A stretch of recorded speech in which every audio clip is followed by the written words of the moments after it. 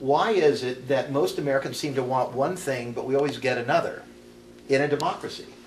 Why is it that we never seem to resolve practically any of these big mysteries?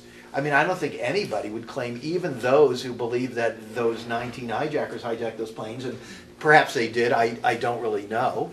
But nevertheless, there's more of a story there of how they were able to pull off such a... as a journalist and as a human being, I'd like to know. And yet, if you even ask that question, people immediately start, kind of backing away. By the same token, there also are a lot of people in this country who rush to the most extreme explanation of everything. And, I myself and anybody at WhoWhatWhy find ourselves sort of having to kind of push back at people who are always demanding, why don't you tell exactly how those buildings were brought down, which we all know. And I say, well, if you all know, then why are you asking me to tell you? We don't know. I don't know. I mean, those kinds of things are very, very complex technically, and just because somebody posts something on the internet and says that they're an expert doesn't mean that they are, or even if they are an expert, that they're any more right than the other expert who tells you the opposite. And so really good journalism goes in and kind of does this all the way through, and then finally tries to figure it out. So with Family of Secrets, I began focusing on George W., and I wanted to know, how could a guy like him become president of the United States? That really was it. Even if you think even if you like him and you voted for him, which is fine, you still have to wonder, why him? I mean, why not more a kind of a Romney-like figure or a Bob Dole-like figure or whatever? And so that was interesting to me. And then I got a hold of the campaign filings for Bush, and they're like this thick, okay, the stack of paper. And each page has 20 or 30 or 40 names. And you look at them, and they're people giving huge amounts of money. And I thought, well, I never even heard of these people. But it's like you go, Midland, Texas, and name after name after name, and Houston, and generally not the inner city, generally wealthy suburbs, but name after name after name. And I thought, well, who are these people and why are they so excited by this guy? And so I gradually realized that there was tremendous loyalty to the Bush family because the Bush family represented something that they all got, which I didn't get. And I began to get it as I thought, well, he wouldn't have been president, really, if his father hadn't been president. And I don't think anybody would dispute that. If he was just running on his own accomplishments, I don't think it would have happened.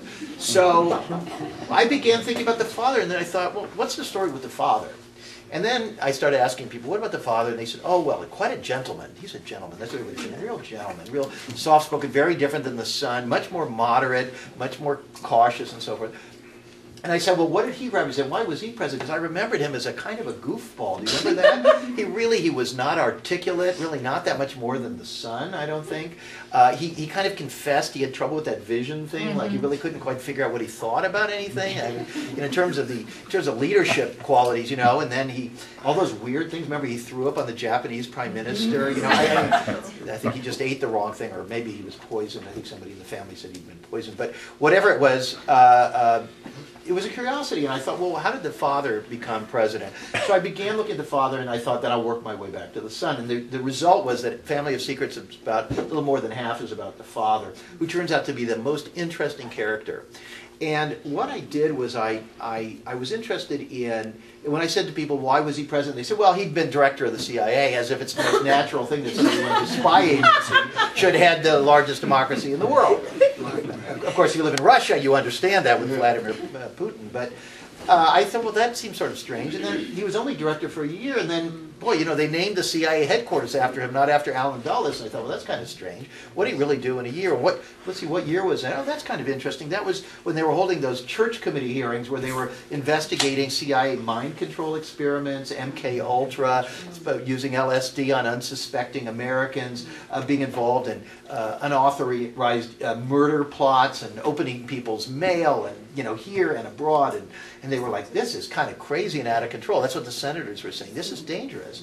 And right at that moment when the CIA was really on the defensive, of all the people in the world, they brought in mild-mannered George H.W. Bush, no background or experience or familiarity with intelligence at all, we were told, if you go back and you read all the major newspapers of the period. their explanation was, well, you know, they wanted to kind of project a good image. He was a former congressman. He could appeal to congressmen. He was clean cut. He was this and that and so on. I thought, well, that seems sort of ridiculous. I mean, would you really do that if you had a lot to hide and you needed somebody who knew how to do that? Would you bring in an outsider? So I thought, that seems sort of strange. Plus, he's not even that articulate. They could have gotten another congressman. I mean, there were plenty of them who probably would have done it. So that seemed strange to me, and I began focusing on that. And what I discovered really kind of gave me chills. I discovered that this guy was not a novice, that he was a spook, that he didn't want people to know that he'd been a spook.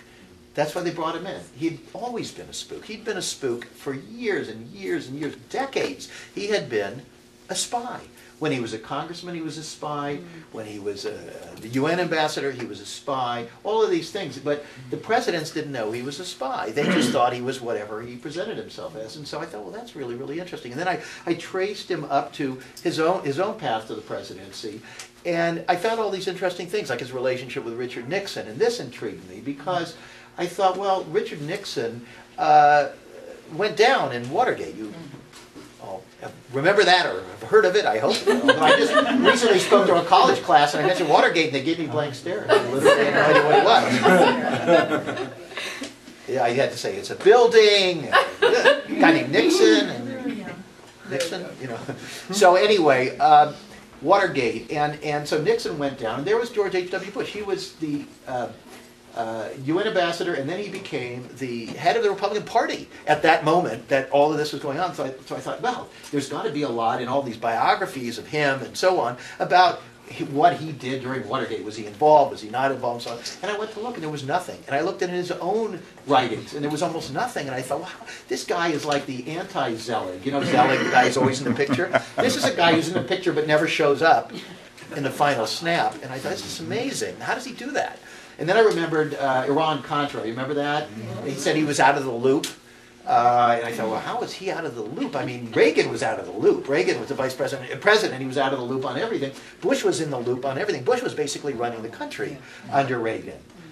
This is the real story, again, that we haven't really gotten from the mainstream media, that Bush was really running the country.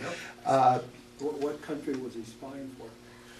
Well, that's a very interesting metaphysical question, because he was working for U.S. intelligence, but what that means is a long discussion. In any case, so I began looking at, well, what did he do with Watergate, and that made me, I looked at some things he did, and I thought, well, that's strange. Well, that's really odd. And here he is, and then there's his buddy, fellow Skull and Bones guy, and I get him on tape talking to Nixon, and he's telling, Nixon's like, why don't we just put it all out in the open? What did we do? Who did what? Let's just, how bad can it be? Have you ever heard this? You never heard this tape, right? And Nixon's actually saying, well, why in the world did they do that? Okay, if one of our guys, let's just put it out there. And then this Skull and Bones guy. Are we talking about Nixon? Nixon. Yeah. And the Watergate. And Watergate. And so this Skull and Bones guy says to him, no, Mr. President, I don't think that would be a good idea. He's telling Nixon not to open up and just put it out there. And then I looked this guy up, and he's in touch with George Bush, and then I discovered that George Bush is in touch with John Dean, and John Dean is telling Nixon, Mr. President, there's some things you don't know about. And then I see that Dean was ordering the burglars in. You know, and I'm like, wait a minute, John Dean's now this great liberal hero going around, everybody loves him, he writes books about, you know, the failures of conservatism. And I'm like, there's something really creepy going on here. And then I found that Dean's brother-in-law was connected with the CIA. And then I looked at the tapes, and I found, how did they even find out about the Watergate tapes? And then it was Alexander Butterfield, who turned out that he had worked for the CIA. And this had never come out before. And then, you know, Eagle Krogh, the guy who brought Dean into the White House, had his own connections to Vietnam and the covert stuff around the Strategic Hamlet program and so forth. And I was like, my God, there is a whole history of this country that comes out of simply asking the question, why George W. Bush? And it went deeper and deeper and deeper. And then as I was becoming increasingly fascinated with H.W., I looked at Kitty Kelly, you may remember, wrote a best-selling book about them. And in the book, she mentions that he had once been interviewed, and very benignly, because, you know, most of the interviews are extremely softball, and they asked him, well, what are some of the interesting, you know, the milestones in your life? What do you remember about, like, the day Kennedy was shot? Where were you, and what were your thoughts? Well, let's start. Where were you when you heard Kennedy was shot? And H.W. says, God, I just don't remember. Oh. And so I always ask, and I'll have to ask here, how many of you were 5 years old or over on November 22, 1963? Okay, all right. And how many of those of you who were do not remember where you were then? Okay, this is interesting. Now in Santa Fe we had one fellow, and he's only the second one. I've been doing this all over the country and abroad. Even in Italy they know where they were. So we've only had two people who didn't know where they were, but I wasn't sure they knew where they were when they were doing the event. So in any case... Don't forget, he worked in the CIA and the acid was a lot stronger then, so, you know, he could... That's right, the acid is a lot stronger. All right, so in any case, I thought that was very interesting, and I thought there are two questions. Why won't he say where he was, and also, where was he? And so this is how I and Who, What, Why do our journalism, is we just go and we say, let's figure out where he was. Well, that took several years. So while I was working on Family of Secrets, I ran multiple research tracks at the same time. And I thought, I'm going to just figure out where this guy was. Well, this took me into another Lulu land, which was the Kennedy assassination.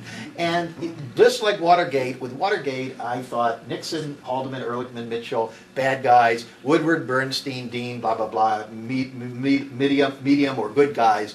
I completely changed my sense of what Watergate was, and I then changed, I don't say changed my opinion on the Kennedy assassination because I had none. Probably many of you do and many of you don't. You know, there's so much Sturm und Drang out there on that issue. People have very strong opinions. There's a million books. Usually what you do is if you don't have time to really dig into that stuff, you just say, there's a lot of noise there. I'm not, it's like choosing between the Yankees and the Red Sox or whatever your local teams are here. If you don't really have a strong feeling on it, you just stay out of the way. So I stayed out of the way, and most journalists do, because this is just a kind of very controversial material. It mostly gets you in trouble. But I thought, I'm going to start digging into this. And the more I dug, the more I said, oh boy, there's another history here I just didn't realize. And that history of what happened to Kennedy connects to a lot of other things that have been happening in this country. And they connect to people like Mr. Bush and his friends and the CIA and oil companies and banks and so on. And as these things began to strike me, and I started looking at other presidents like Jimmy Carter, and I saw what caused him to be limited to one term, and how he had, for example, gone into the CIA and said, we're going to take away these people's reckless covert operations capacity because it's not right in a democracy. And they said, oh yeah, you are? And then I went back and I looked at Dwight Eisenhower, and you remember his warning about the military-industrial complex? Eisenhower was worried about them. Nixon was worried about them. Truman was worried about them. Truman, he's the guy who basically signed all of these entities, the CIA, NSA, and so on, into existence. Exactly 30 days to the day after Kennedy's assassination, he wrote an op-ed in the Washington Post where he said the CIA was never supposed to be allowed to be operational. He said, we never authorized that. They were supposed to be just a very small outfit that just collected and analyzed information for the president when he needed them to do that. And he basically said that, that's Harry Truman, he basically said, I was tricked. And the fact that he published that 30 days to the day after Kennedy's assassination, many people think was not a coincidence, that he was basically saying, hey, you better take another look at this outfit because it's out of control, it's not working the right way in a democracy. Anyway, I don't want to go on and on about this, but Family of Secrets is one revelation like that after another. And as I began to see that I had missed in my journalistic career, even though, if you go all the way back, I wrote in the early 90s a piece for the Village Voice called CIA Out of Control, and it kind of has some of these themes, and it goes on for 10 pages of a big tabloid-sized paper, but I was mostly writing about what they were doing abroad, and I really didn't know much about what they were doing here. And it's really about what's going on in this country that we need to look at. Democracy is being foiled at every turn, and the media is singularly not up to the job. Either they don't understand this, or they're scared of it, or it's too big, it's too complicated, it's too difficult to do this story. I get a lot of these journalists privately who say, yeah, I remember when I was discovering what I was discovering in my research for Family of Secrets, I called a friend who works for the New York Times and has won some of the top journalism awards, and I said, I need to meet you for lunch. Feel like I'm losing my mind. I said, this stuff is just it's too comic book, it's just too bizarre. I mean, how could these things even be real? And he came and he met me for lunch, and I started telling him what I had and showing him, and he just sat there without saying a word. And I said, listen, if I'm making a mistake here, if I'm walking off a plank, and I'm about to, fall into the sea with all of these sharks there. Would you please just tell me? And he looked at me and he said, you better watch your back. That's what I, yeah, really.